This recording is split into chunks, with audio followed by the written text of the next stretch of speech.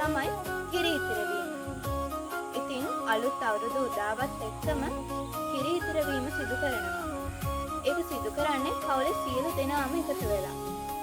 ඉතින් අලුතෙන් සකස් කරගන්නා ලද ගොම මැටිගා සකස් කරන ලිපේ හරි නැත්නම් తాවකාලිකව සකස් කරගන්නා ලස්සන කුඩා ලිපක හරි තමයි අපි මේ සිදු කරන්නේ.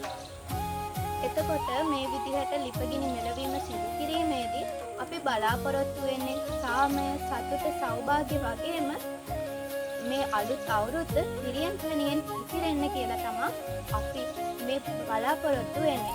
ඒවර ලිපගිනි මෙලවීම සිදු කරන්නේ දකුණු දිශාව බලා රක්ත වර්ණ වස්ත්‍රාභරණයෙන් සැරසී විලඳ, කිරි සහ හැවිල්ලක් කිරිබතක් සකසා ගනු මැනවි. 2026ක් වූ අප්‍රේල් මාස 14 වන දින පූර්ව භාග 10:51 යෙදී ඇති සුබ මුහුර්තයෙන් අප ලිපගිනි මෙලවීම සිදු කරනවා.